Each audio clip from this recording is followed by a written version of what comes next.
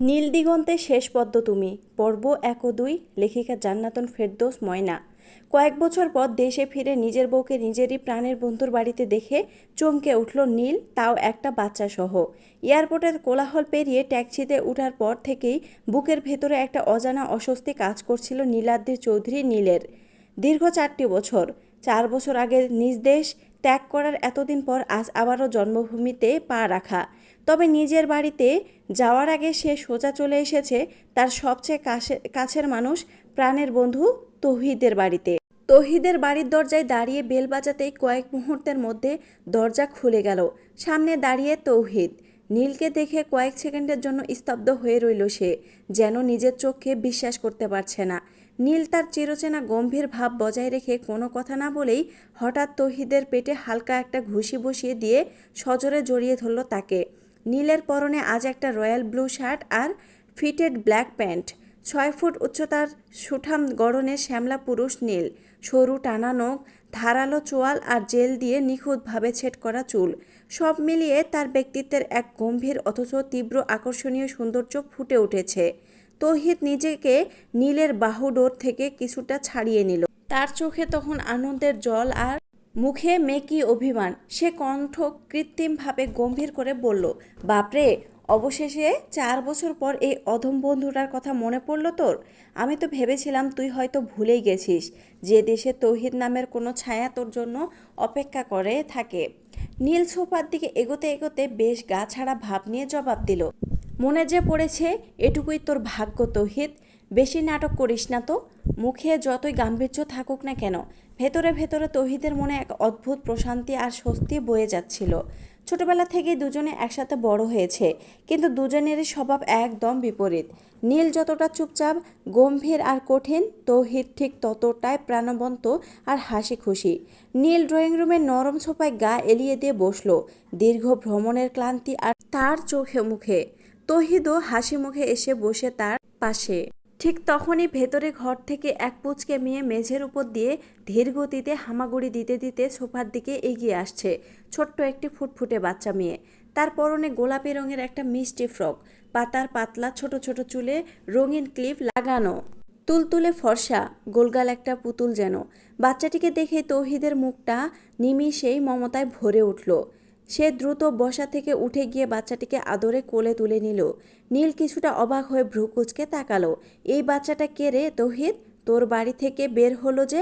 তৌহিদ বাচ্চাটির নরম গালে নিজের মুখ ঘষে অত্যন্ত নরম গলায় বলল, আমার খুব খুব কাছের একজন মানুষের বাচ্চা এটা। ছোট মেয়েটি তৌহিদের কোলে বসেই নীলকে পর্যবেক্ষণ করছিল। হঠাৎ সে তার পুতুল সোজা দুটো হাত নীলের দিকে বাড়িয়ে দিল। আধো আধো মিষ্টি গলায় বলে উঠল, আবা আবা। তৌহিদ একটু হেসে নীলের দিকে তাকালো। দেখছিস, মনে হয় তোর কোলে যেতে চাইছে, হয়তো তোকে পছন্দ হয়েছে, নে একটু কোলে। নীল সাধারণত বাচ্চাদের সাথে খুব একটা স্বাচ্ছন্দ্য বোধ করে না, কিন্তু এই ছোট্ট মেয়েটার নিষ্পাপ চোখের দিকে তাকিয়ে না করতে পারল না। সে হাত বাড়িয়ে বাচ্চাটিকে নিজের চওড়া বুকে জড়িয়ে নিল। আলতো করে তার কপালে ঠোঁট ছুঁয়ে মন থেকে বলে উঠল, মাশা আল্লাহ, খুব মিষ্টি তো বাচ্চাটা। এই শোনা, তোমার নাম কি? বাচ্চাটি নীলের শার্টের কলার ধরে নিজের বোবা ভাষায় উত্তর দিল, আমার নাম সোলা। নীল কথাটার অর্থ ঠিক বুঝতে না পেরে দ্বিধায় পড়ে গেল। তা দেখে তৌহিদ হেসে উঠে বলল, ওর নাম সোহা।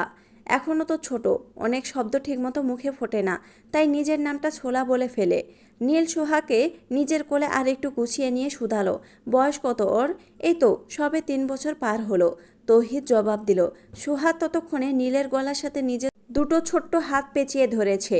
নীলের মুখের দিকে তাকিয়ে ডাগর ডাগর চোখে প্রশ্ন করল, তুমি কে? হঠাৎ এমন নিষ্পাপ প্রশ্নে নীল কি বলবে ঠিক ভেবে পেল না। তার স্তব্ধতা দেখে পাশ থেকে তৌহিদ পরম স্নেহে বলে উঠল, ওটা তোমার আঙ্কেল হয় মা, খুব ভালো একজন আঙ্কেল। সোহা হেসে বলল, আ আ আ, আঙ্কেল? আ আ আ, আঙ্কেল? নীল এবার একটু হেসে ফেলল তার ভাঙা ভাঙা কথা শুনে। ঠিক সেই মুহূর্তে সদর দরজার লক খোলার শব্দ হলো। বাড়ির মূল দরজা দিয়ে ভেতরে পা রাখলো এক তরুণী, নওরিন মেহজাবিন পদ্ম। বয়স খুব একটা বেশি নয়, বিষাদ আর শুভ্রতার এক অদ্ভুত মেশেল তার অবয়বে। কিন্তু দরজার চৌকাঠ পেরিয়ে ভেতরে পা রাখতেই পদ্মর চলার পথ গতি থমকে গেল, যেন পুরো পৃথিবীটা থমকে গেছে তার সামনে। সোফায় বসে থাকা নীলের উপর তার দৃষ্টি স্থির হয়ে রইল। 4 বছর, দীর্ঘ 4 বছর পর নিজের স্বামীকে এভাবে হুট করে চোখের সামনে দেখে পদ্মর রক্ত চলাচল যেন এক মুহূর্তের জন্য বন্ধ হয়ে এলো। অন্যদিকে নীলও দরজার দিকে তাকিয়ে স্তব্ধ হয়ে গেছে। নিজের আইনসম্মত স্ত্রী, যাকে সে 4 বছর আগে এক প্রকার ফেলে রেখে চলে গিয়েছিল, সে আজ তার প্রাণের বন্ধুর বাড়িতে, তাও আবার এই সময়ে। কেন? মনের মধ্যে অসংখ্য প্রশ্ন আর বিস্ময়ের ঝড় হাওয়া করে গেল নীলকে দেখার সাথে সাথে পদ্মর বিস্ময় নিমিষেই তীব্র রাগে আর একরাশ ক্ষোভে পরিণত হলো। তার চোখ দুটো যেন আগুনে জ্বলতে লাগলো। এক মুহূর্তে কাল বিলম্ব না করে সে হনহন করে এগিয়ে এলো নীলের দিকে। কোনো কথা না বলে নীলের কোল থেকে সোহাকে প্রায় ছিনিয়ে নেওয়ার মতো টান মেরে তুলে নিল। তারপর এক মুহূর্ত সেখানে না দাঁড়িয়ে দ্রুত দুতলার ঘরের দিকে উঠে গেল। তৌহিদ একদম হতভম্ব হয়ে দাঁড়িয়ে রইল। পদ্মর এমন অস্বাভাবিক ও রক্ত আচরণ সে কোনো দিনও দেখেনি। পদ্ম তো ভীষণ শান্ত আর নম্র একটা মেয়ে, তার হঠাৎ কি হলো? তৌহিদ কিছুই বুঝতে পারল না। ওদিকে নিজের ঘরে এসে সোহাকে বুকের মাঝে শক্ত করে জড়িয়ে ধরল পদ্ম। এত শক্ত করে জড়িয়ে ধরেছে যেন কেউ তাকে তার কাছ থেকে কেড়ে নিতে এসেছে। তার দু চোখ বেয়ে তখন অনবরত জল গড়িয়ে পড়ছে। বুকের ভেতর জমে থাকা 4 বছরের চাপা যন্ত্রণা যেন নোনা জল হয়ে বেরিয়ে আসছে। তুই শুধু আমারই, আমার থেকে কেউ তোকে আলাদা করতে পারবে না মা। মা মা কাঁদে না, তুমি কাঁদে না, মায়ের মুখে হাত রেখে বলল ছোট্ট সোহা। নীলের সাথে যে আবার কোনোদিন এভাবে মুখোমুখি দেখা হয়ে যাবে তা পদ্ম কখনো স্বপ্নেও কল্পনা করেনি। 4 বছর সে নিজের ভেতরে অনল আর একলা লড়াইকে সম্বল করে নিঃশব্দে বেঁচেছিল। আজ হুট করে সেই মানুষটাকে চোখের সামনে দেখে তার পুরো অস্তিত্ব কেঁপে উঠেছে। অজানা এক আশঙ্কা, অচেনা এক ভয়ে মেয়েকে বুকে আষ্টে পৃষ্ঠে জড়িয়ে ধরে রইল পদ্ম। তার হাতের বাঁধন আরও শক্ত হলো, শরীরটা কাঁপছে থরথর করে। পদ্মর এই আকস্মিক আর অস্বাভাবিক আচরণে তৌহিদ নীলকে বলল, আরে নীল, কিছু মনে করিস না। পদ্ম যে হুট করে কেন এমন করলো, ওর হয়ে আমি সরি বলছি। আচরণ চল, কিছু খাবি। নীল তৌহিদের দিকে একবার তাকালো। নীল আর এক মুহূর্ত সেখানে দাঁড়ালো না। নিজের ভেতরে জন্ম নেওয়া অজস্র প্রশ্নের ঝড় চেপে রেখে সে গম্ভীর গলায় তৌহিদকে বলল, আমি এখন বাড়ি যাচ্ছি, অন্যদিন আসবো আবার। তৌহিদ চমকে উঠে বলল, অ্যাঁ, সে কি রে নীল, এত বছর পর এলি, না খেয়ে চলে যাবি? নীল নীল শোন। তৌহিদের কোনো কথা কানেই তুলল না নীল। দীর্ঘ পদক্ষেপে ঘর থেকে বেরিয়ে হনহন করে। তৌহিদ পিছু ডেকেও তাকে থামাতে পারল না। নীল বাড়ি থেকে বের হতেই পদ্মর বুকের ভেতরটা কেমন যেন ধক করে উঠল। একটা অজানা শূন্যতার হাহাকার এসে দোলা দিল তার সমস্ত সত্তায়। পায়ে যেন অদৃশ্য কোনো বল পেয়ে সে দ্রুত এগিয়ে গেল ঘরের সাথে লাগানো বেলকনিটায়। নিচে তাকাতেই দেখতে পেল নীল দ্রুত পায়ে বাড়ির গেট পেরিয়ে রাস্তার দিকে হেঁটে চলে যাচ্ছে। তার সাথে সেই পরিচিত সুঠাম দীর্ঘদেহী অবয়ব, গম্ভীর রাজকীয় হাঁটার ভঙ্গি। 4 বছর আগের সেই অমলিন স্মৃতিগুলো আবার যেন তাজা হয়ে দরজায় কড়া নাড়ছে।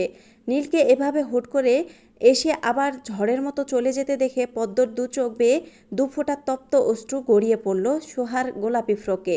সে মনে মনে নিজেকে প্রশ্ন করল, আজ 4 বছর পর কেন আপনি ফিরলেন নীল? কেন আবার আমার শান্ত জীবনটাকে অশান্ত করে তুলতে এলেন? আমি মরে যাব, তাও এই বিয়ে আমি কোনো অবস্থাতেই করব না। এটা আমার শেষ কথা। বিশাল ঘরের আবহাওয়া তখন থমথমে। রাগ ও ক্ষোভে চিৎকার করে উঠল নীল, দেখো নীল, অযথা কথা বাড়িয়ে লাভ নেই। আজ তোমার বিয়ে, যথেষ্ট সময় চলে গেছে, এবার নিজেকে তৈরি করে নাও। নীল নিজের মাথা চেপে ধরে অবিশ্বাসের ভঙ্গিতে হাসল। Are you joking with me mom? একবার যখন স্পষ্টভাবে বলেছি বিয়ে আমি করব না, তখন করব না। তুমি কি বুঝতে পারছো না কথাটা? ফারজানা চৌধুরী শান্ত চোখে ছেলের দিকে তাকিয়ে বললেন, আমি তোমার সাথে কোনো রকম মজা করছি না নীল। আমি যা বলছি অত্যন্ত শান্ত গুরুত্ব দিয়েই বলছি। কিন্তু কেন মম? আমি কোনোভাবেই এই বিয়ে করতে পারবো না। নীল এক ধাপ এগিয়ে এসে চরম বিরক্তি প্রকাশ করে বলল, আর সবচেয়ে বড় কথা, তোমরা আমার বিয়ে কার সাথে দিতে যাচ্ছ? একটা 16 বছরের বাচ্চার সাথে? How funny! তোমরা কি সত্যি পাগল হয়ে গেলে? তার মানে তুমি এই বিয়েতে একেবারেই রাজি নও? ফারজানা চৌধুরী কণ্ঠে এবার স্পষ্ট কাঠিন্য। না, 100 বার না, নীল সাপ জানিয়ে দিল। ঠিক তখনই ফারজানা চৌধুরীর চোখের কোণ ঘেঁষে জল গড়িয়ে পড়ল।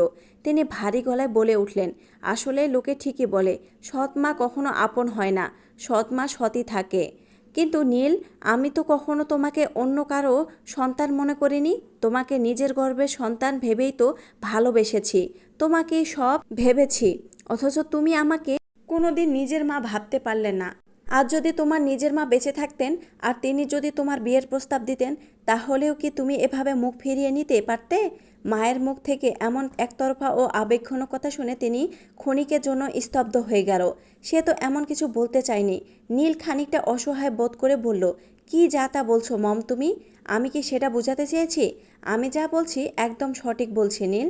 তোমার ভালোবাসার দাম তুমি এটাই দিলে। ফারজানা চৌধুরী আঁচলে চোখ মুছলেন। নীল গভীর এক নিঃশ্বাস ফেলল। মায়ের কান্না আর এই মনস্তাত্ত্বিক চাপের সামনে সে আর নিজের সিদ্ধান্ত ধরে রাখতে পারল না। দাঁতে দাঁত চেপে বলল, ওকে ফাইন, রাজি আমি, তোমরা যা চাও সেটাই হবে। অবশেষে নিজের সব ইচ্ছা অনিচ্ছা ও ভবিষ্যৎ ভেস্তে দিয়ে শুধুমাত্র মায়ের মুখের দিকে তাকিয়ে অনাকাঙ্ক্ষিত এই বিয়েতে রাজি হতে হলো নীলকে। বিয়ের দিন রাতে ঘটল চরম অঘটন। নিজের মনে তীব্র যন্ত্রণা ও ক্ষোভ ভুলতে নিল অতিরিক্ত পরিমাণে মদ পান করলো। মাতাল অবস্থায় টলতে টলতে যখন সে নিজের বেডরুমে প্রবেশ করলো, তখন ঘরের আবহাওয়ায় এক অদ্ভুত ভীতি। বিছানার এক কোণে জড়সড় হয়ে বসে ফোপায় ফোপায় কাঁদছিল 16 বছরের কিশোরী পদ্ম। বাসর ঘরের ফুল আর আলোর সাজে তাকে মানাচ্ছিল না, বরং এক গভীর অজানা আতঙ্ক তাকে আষ্টে পৃষ্ঠে ধরেছিল। তার এতিম জীবনে চাচি ছিলেন একমাত্র আশ্রয়, কিন্তু সেই লোভী চাচি টাকার বিনিময়ে এই ধনী পরিবারে তাকে বিয়ে দিয়ে দিয়েছেন।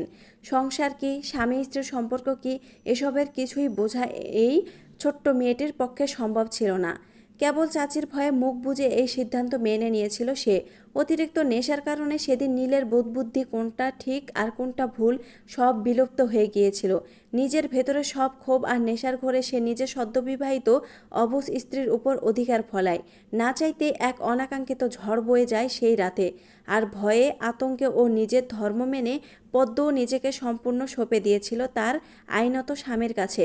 পরদিন সকালে নীলের যখন ঘুম ভাঙল, বেলা তখন গড়িয়েছে। মাথা যন্ত্রণায় ফেটে যাচ্ছিল তার। কোনো ক্রমে নিচে নেমে সে যা শুনল তাতে তার পায়ের তলার মাটি সরে যাওয়ার অবস্থা। ফারজানা চৌধুরী কাঁদতে কাঁদতে জানালেন, নীল সকালে এক কাপড়ে বাড়ি ছেড়ে দেশের বাইরে চলে গেছে, কাউকে না জানিয়ে। বর্তমান দীর্ঘ 4 বছর পর আবার নিজের জন্মভিটায় পা রাখছে নীল। ডুপ্লেক্স বাড়িটা দেখতে ঠিক আগের মতোই চমৎকার। চারপাশ জুড়ে সুবিন্যস্ত সবুজ বাগান, পেছনের দিকে বিশাল পুকুর আর সারি সারি নানা জাতের ফলের গাছ। তবে সামনের দিকটা শুধু বাহারি দেশি বিদেশি ফুলের গাছে ভরা। মূল ফটক পেরিয়ে নীল লিভিং রুমে প্রবেশ করলো। একদম মাঝখানে দাঁড়িয়ে চারপাশে পরিবেশটা এক নজরে দেখে নিল সে। 4 বছর আগে সে যেভাবে সাজানো গোছানো বাড়িটা রেখে গিয়েছিল, আজও ঠিক তেমনই তকতকে আর পরিপাটি রয়েছে। হঠাৎ উপর থেকে নেমে এসে নীলকে দেখে দৌড়ে এসে জড়িয়ে ধরল তার বড় ভাই নিশান। নিশান আনন্দে চিৎকার করে উঠে বলল, আরে নীল, তুই সত্যি ফিরেছিস? এরপরই সে পুরো বাড়ি মাথায় তুলে সবাইকে ডাকতে লাগলো, মা, কাকাই, সবাই তাড়াতাড়ি এসো, দেখো নীল বাড়িতে এসেছে। মুহূর্তের মধ্যে পুরো লিভিং রুম গমগম করে উঠল। একে একে সবাই এসে হাজির হলো। এগিয়ে এলো নীলের ছোট ভাই লিহান এবং তার ছোট চাচা নায়েব চৌধুরী। পাশে দাঁড়িয়ে ছিল নায়েব চৌধুরীর একমাত্র মিষ্টি মেয়ে নিশা। সে এবার ইন্টার ফার্স্ট ইয়ারে পড়ে। নিজের ছেলেকে এত বছর পর চোখের সামনে দেখে আর আবেগ ধরে রাখতে পারলেন না ফারজানা চৌধুরী। তিনি এগিয়ে গিয়ে নীলকে শক্ত করে জড়িয়ে ধরলেন। নীল আলতো করে মায়ের দিকে তাকিয়ে বলল, how are you mom? Farzana Chowdhury চোখ মেশাল গলায় বললেন, ভালো থাকতে দিয়েছিস তুই? ভালো কিভাবে থাকি বল? নীল কিছুটা অপরাধী সুরে বলল, কেন, আমি আবার কি করলাম? আর তুমি এভাবে কান্না করছোই বা কেন? কি করনি তুমি? ফারজানা চৌধুরী শাড়ির আঁচল দিয়ে চোখ মুছে বললেন, সামান্য একটা বিয়ের জন্য এভাবে পুরো সংসার ছেড়ে বিদেশ চলে গেলে? তুমি কি একবারও আমার কথা ভাবলে না? সবাইকে প্রমাণ করে দিলি যে আমি তোমার আসল মা নই, তোমার কেউ নয়। মায়ের এই পুরনো অভিযোগ নীল কিছুটা বিরক্ত ও ব্যথিত হলো। সে গম্ভীর গলায় বলল, please stop mom, don't say this kind of things again. এসব কথা আর একদম বলবে না। আর প্লিজ কান্না থামাও, আমি তো এখন চলে এসেছি, তাই না? ফারজানা চৌধুরী চোখ মুছে বললেন, আসবে তো, অন্তত একবার জানাবে তো? হঠাৎ করেই মনে হলো চলে আসি, তাই আর কাউকে আলাদা করে জানানো হয়নি। নীল বিষয়টিকে হালকা করে চেষ্টা করলো, তারপর চারদিকে তাকিয়ে বলল, বাই দ্য ওয়ে, ড্যাড আর দিদা কোথায়? তোমার দিদা বাগানে আর তোমার ড্যাড অফিসে। নীল এবার নায়েব চৌধুরীর দিকে এগিয়ে গেল। কেমন আছো চাচ্ছু? নায়েব চৌধুরী হাসি মুখে নীলের কাঁধে হাত রেখে বললেন, আমি তো ভালোই আছি রে, তুই কেমন আছিস? ভালো চাচ্ছু, নীল উত্তর দিল। ঠিক তখনই পেছনে দাঁড়িয়ে থাকা নিশাকে দেখে নীল হেসে উঠে বলল, আরে গাধি, তুই তো অনেক বড় হয়ে গেছিস দেখছি। নিশার সাথে সাথে ঠোঁট ফুলিয়ে অভিমানী কণ্ঠে বলল, আই প্রোটেস্ট, আমি মোটেই গাধি নয় নীল ভাইয়া। এরপর নীল ছোট ভাই নিহানের সামনে গিয়ে তার গায়ে হালকা ধাক্কা দিয়ে বলল, তুই তো একদম মোটু হয়ে গেছিস নিহান, জিম টিম ছেড়ে দিয়েছিস নাকি? নিহান সাথে সাথে নিজের বডি সোজা করে বলল, কোথায় ভাইয়া, আই অ্যাম অ্যাবসোলিউটলি ফিট। তুমি ভুল দেখছো। ওহ আই সি, ওকে, আমি তাহলে রুমে যাচ্ছি। রুমটা কি পরিষ্কার আছে? নীল জিজ্ঞেস করলো। ফারজানা চৌধুরী স্নেহের সাথে বললেন, একদম পরিষ্কার। তুই না থাকলেও তোর ঘরটা আমি প্রতিদিনই নিজে দাঁড়িয়ে থেকে পরিষ্কার রাখাতাম। নীল একটা দীর্ঘশ্বাস ফেলে নিজের পুরনো রুমের দিকে পা বাড়ালো। কিন্তু এত কিছুর মধ্যেও একটিবারের জন্য সে বাড়ির কারো কাছে পদ্মর কথা জিজ্ঞেস করলো না। এমনকি পদ্ম নামে এই বাড়িতে কেউ আছে কি না সে বিষয়ে কোনো আগ্রহ দেখালো না। অন্যদিকেই নীল চলে যেতে নিহান নিশাকে ভেঙচি কেটে বলল, কিরে গাধি, এভাবে হাবলার মতো কি দেখছিস? নিশা রেগে গিয়ে বলল, খবরদার, আমায় গাধি বলবে না বলছি। মুটকু একটা। নিহান হাত উঁচিয়ে বলল, একটা থাপ্পড় দেবো একদম। আবার যদি মুটকু বলিস তাহলে তুমিও আমায় গাধি বলবে না। নিশা গাল ফুলিয়ে চলে যেতে যেতে মুখ ভেঙচি কাটলো, যা এখান থেকে। ঘড়ির কাঁটা তখন সকাল 10টা ছুঁই ছুঁই। পদ্ম তাড়াহুড়ো করে কলেজে এসে পৌঁছালো। তার গায়ে সাধারণ অথচ শালীন পোশাক, মুখে চিন্তার ছাপ। সে দ্রুত পায়ে কলেজের মূল হলরুমের দিকে হেঁটে যেতে লাগলো। গতকাল রাতে হঠাৎ করে নীলের ফিরে আসার গুঞ্জন আর অতীতের করুণ স্মৃতিগুলো মাথার মধ্যে ঘুরপাক খাচ্ছিল, যার কারণে সারা রাত এক ফোঁটাও ঘুমাতে পারেনি পদ্ম। সকালে উঠতে অনেক দেরি হয়ে গিয়েছিল। কলেজে আসার আগে ছোট্ট সোহাকে পদ্ম বলে এসেছে আজ তার জন্য ছড়ার বই নিয়ে আসবে। আর তা শুনে সোহা বলে, তোরা কি মা? পদ্ম সোহাকে কাছে টেনে নিয়ে সোজা ভাষায় মিষ্টি করে বুঝিয়ে দিল, ছড়া হলো মজার মজার কথা, সুর করে গান গাওয়ার মতো কথা। পড়তে গেলে হাসি পায়, শুনতে গিয়েও নাচতে মন চায়। সোহা 2 হাত তুলে তালি দিয়ে হেসে বলল, আমিও তাইলে তড়া পইড়া নাচবো মা, অনেক মজা হবে। তাকে এত তাড়াহুড়ো করে আসতে দেখে তার বান্ধবী আরিশা এগিয়ে এসে বলল, পদ্ম, এত দেরি করলি কেন রে আজ? জানিস কত কাজ জমে আছে? পদ্ম হালকা একটা শ্বাস ফেলে বলল, আরে বলিস না, ঘুম থেকে উঠতেই অনেক দেরি হয়ে গেছে আজ। তারপর আবার সোহার জন্য খাবার রেডি করতে গিয়ে আরও কিছুটা সময় বেরিয়ে গেল। পাশ থেকে তাদের বন্ধু রোহান কৌতূহল নিয়ে বলল, আজ আমাদের দলকে নিয়ে আসলি না কেন রে? ওকে দেখলে কাজের ক্লান্তি দূর হয়ে যেত। পদ্ম একটু ইতস্তত করে বলল, প্রতিদিন কলেজে ছোট বাচ্চাকে নিয়ে আসলে কেমন দেখায় বলতো? সবাই কি না কি ভাবে। আর তাছাড়া ও ছোট মানুষ, হঠাৎ কান্না শুরু করলে অনেকেই তো বিরক্ত হতে পারে। তাই আজ আর ঝুঁকি নেইনি, বাড়িতে বুয়ার কাছেই রেখে এসেছি। রোহান হেসে বলল, ওহ, তা ঠিকই করেছিস। এবার বল, আমাদের আজ কি কি করতে হবে? তুই না আসলে তো আমরা ডেকোরেশনের কাজ শুরুই করতে পারছি না। আরিশা হাত নেড়ে বলল, হ্যাঁ রে পদ্ম, চল দ্রুত। কালকের অ্যানুয়াল প্রোগ্রামে সব দায়িত্ব কিন্তু আমাদের উপর। পদ্ম নিজের ভেতরে সব ব্যক্তিগত কষ্ট আর চিন্তা একপাশে সরিয়ে রেখে একটি মৃদু হাসি দিয়ে বলল, হ্যাঁ চল, কাজগুলো দ্রুত শেষ করতে হবে।